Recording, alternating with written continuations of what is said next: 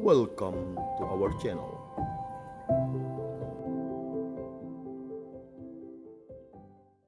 Saudara-saudara yang terkasih di dalam Kristus, Shalom. Salam jumpa kembali dalam Riak Sabda, edisi Selasa, tanggal 5 Mei 2020.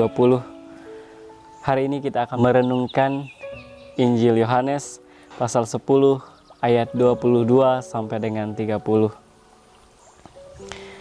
Saudara terkasih di dalam Kristus, apa yang membedakan kita yang percaya kepada Kristus dengan orang Yahudi yang tidak percaya kepada Kristus?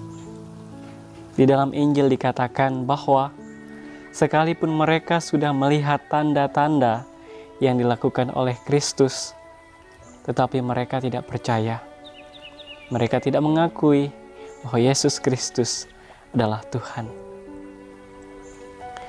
Saudara yang terkasih di dalam Kristus, hari ini kita mendengar dalam bacaan Injil bahwa ketika Yesus bertemu dengan orang Yahudi di Serambi Salomo, orang Yahudi berkata kepada Yesus, ia menyatakan seperti ini, "Berapa lama lagi engkau membiarkan kami hidup dalam kebimbangan? Jika engkau Mesias, katakanlah terus terang kepada kami." Yesus menjawab mereka, "Aku telah mengatakannya kepada kamu, tetapi kamu tidak percaya. Pekerjaan-pekerjaan yang kulakukan dalam nama Bapa-Ku, itulah yang memberi kesaksian tentang Aku." Saudara yang terkasih di dalam Kristus, Tuhan di dalam karyanya telah menunjukkan hal-hal yang ajaib, hal-hal yang luar biasa yang melampaui akal budi dan pikiran manusia, menunjukkan dari mana ia berasal. Yesus adalah anak Allah. Itu sudah jelas dengan apa yang telah ia lakukan semasa ia hidup. Membangkitkan orang mati, menyembuhkan orang-orang sakit, mempergandakan roti, dan begitu banyak mujizat lainnya. Tetapi seolah-olah mata mereka masih tertutup dan tidak percaya apa yang telah dinyatakan dalam Alkitab yang menunjukkan bahwa Yesus adalah Mesias. Di dalam hidup kita seringkali bimbang dan juga bisa jatuh seperti orang Yahudi. Di dalam hidup, biasanya kita berdoa kepada Tuhan. Tetapi di dalam perjalanan doa kita itu, kita menemukan, kita merasa bahwa Tuhan begitu jauh. Bahkan kita merasa bahwa Tuhan itu tidak ada. Kita jatuh dalam kebimbangan dan ketidakpercayaan kepada Tuhan.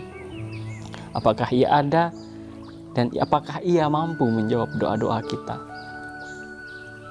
Saudara terkasih di dalam Kristus, jangan sampai kita jatuh seperti orang Yahudi. Tuhan punya rencana sendiri di dalam hidup manusia. Kita tahu Tuhan punya rancangan yang terbaik daripada apapun yang dapat kita pikirkan, karena Ia tahu, Ia mengerti, dan segala sesuatunya akan indah pada waktunya. Saudara yang terkasih di dalam Kristus, jangan sampai kita jatuh dan kita mencoba untuk mendesak-desak Tuhan dalam doa-doa kita. Jangan sampai kita jatuh dalam kebimbangan, apalagi kita mempertanyakan iman kita yang sudah kita anut sekian lama. Di dalam gereja begitu banyak penolong-penolong yang membantu pengertian kita untuk semakin mendalam kepada Tuhan. Dari zaman Perjanjian Lama, Tuhan sudah mengirim para nabi. Mereka secara khusus mewartakan Tuhan dan mengajarkan bahwa Allah itu sudah sungguh dekat dengan hidup manusia dan bahwa Allah membimbing umat manusia. Tetapi seolah-olah pewartaan para nabi itu diabaikan. Tapi Tuhan tidak berhenti sampai di situ. Ia masih mengutus lagi para nabi dan kemudian Bahkan ia mengutus Yesus sendiri, putranya yang tunggal, agar manusia dapat percaya dengan apa karya yang Allah lakukan. Tetapi manusia masih bimbang. Meskipun orang sudah bangkit dari antara orang mati, tetapi hati manusia masih tidak percaya. Saudara yang terkasih di dalam Kristus, sampai saat ini ketika Yesus bangkit dari antara orang mati dan ia telah mengutus Roh Kudus-Nya, ia tetap berkarya membangkitkan banyak penolong di dalam gereja. Para rasul dengan ajaran-ajarannya, para bapak gereja dan tokoh-tokoh agama yang pada saat ini senantiasa mewartakan, menyuruhkan pertobatan agar manusia senantiasa percaya dan tahu bahwa Allah itu hidup dan bangkit. Bagaimana caranya lagi agar kita dapat mencari dan percaya kepada Tuhan? Adalah dengan mendengarkan pewartaan dari tokoh-tokoh misi, para tokoh-tokoh agama yang mengajarkan untuk percaya kepada Tuhan.